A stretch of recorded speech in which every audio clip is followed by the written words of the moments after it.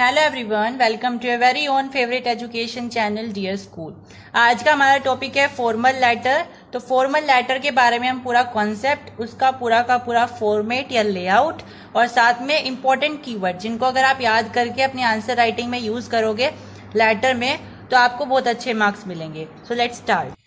अगर हम formal letter की डेफिनेशन की बात करें तो फॉर्मल लेटर एक तरीके का प्रोफेशनल लेटर होता है जिसको हम फॉर्मल लैंग्वेज में लिखते हैं और इसका एक तरीके का फॉर्मेट भी दिया जाता है। आप अपनी मन मर्जी से नहीं लिख सकते, इसका एक फॉर्मेट प्रेस्क्राइब किया जाता है, उसी फॉर्मेट के अनुसार आपको यहाँ पे लिखना होता है। देखिए, आप सब जानते हैं लेटर दो तरीके के होते हैं, एक होता है इनफॉर्मल लेटर और एक होता है formal letter. Informal professional letter नहीं होता है, आप अपने चाचा ताऊ ताया जिसको लिखना चाहते हो ये लिख सकते हो, लेकिन फॉर्मल लेटर आप फॉर्मल इंसानों को लिखते हो, जैसे कि आपका कोई प्रोफेसर हो गया, टीचर हो गया, प्रिंसिपल हो गया, कोई डाक खाने के अंदर है, पुलिस हो गया, नेता हो गया, डीएम हो गया, मजिस्ट्रेट हो गया, इन सबको आप लिखते हो। समझ में आया? तो फॉर्मल ये सारी चीजें होती है। या फिर कोई अखबार है उसको लिखना है आपको कि हमारी खबर इसमें छपवा दो, ऐसे लिखते हैं। समझ में आई? एडिटर को जो लिखते हैं ना वो, और ज्यादातर एडिटर के ही पूछे जाते हैं एग्जाम में। Is it clear? चलिए, अब हमारे पास फॉर्मेट है। आधा फॉर्मेट मैंने इधर लिखा है, आधा नेक्स्ट स्लाइड में आएगा। सबसे पहले हमें ये नहीं लगाने आपको, ये मैंने जस्ट यहाँ पे नंबरिंग के लिए है यहाँ पे, ठीक है। सबसे पहले आपको लिखना होता है सेंडर्स एड्रेस, मतलब खुद का एड्रेस। आप सेंड कर रहे हो ना लेटर, तो आपको अपना एड्रेस लिखना है। अगर एड्रेस नहीं दिया हुआ है तो आपको खुद से बनाना होता है। कैसे बनाओगे?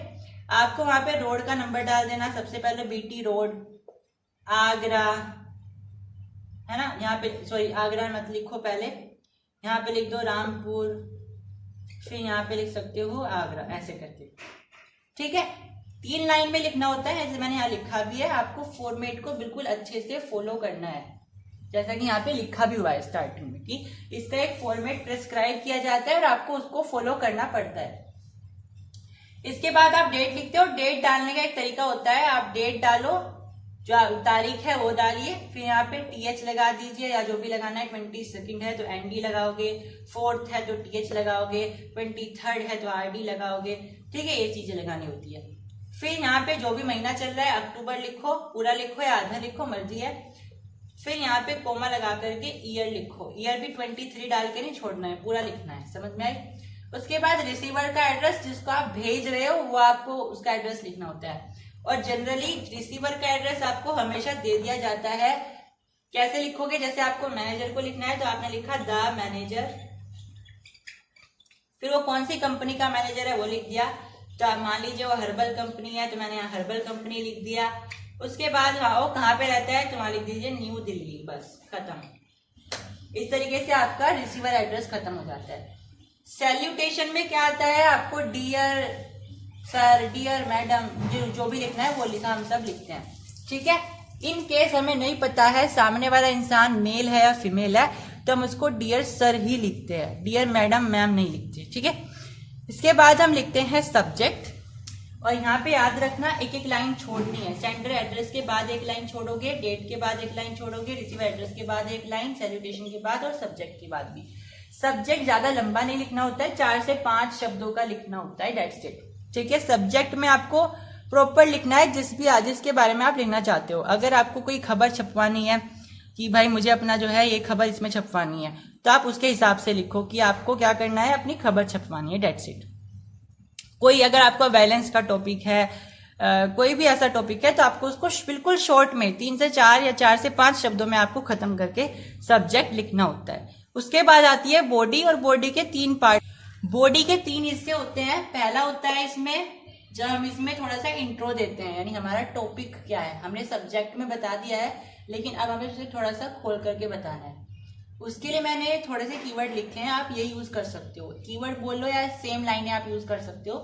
Through the column of your esteemed newspaper I would like to draw the attention of your concern authority towards, यानी जिस भी एडिटर को आप लिख रहे हो उसके अखबार को आपको कोई रिस्पेक्ट देनी पड़ेगी। यहाँ पे मैंने क्या क्या लिखा है कि भाई तुम्हारे स्टीम्ड मतलब होता है रिस्पेक्टेड, पूरा इज्जत वाला जो होता है ना उसको बोलते हैं स्टीम्ड। मतलब तुम्हारे पूरे इज्जत वाले न्यूज़पेपर को, बहुत फेमस न्यूज़पेपर को के कॉलम के द्वारा मैं अपनी खबर छापना चाहता हूँ, ताकि ऑथोरिटीज को इसके बारे में पता चले। इसके बाद में सेकंड में आपको उन सारी प्रॉब्लम को 1 से 2 पैराग्राफ में बहुत अच्छे से डिस्क्राइब करना होता है। Is it clear?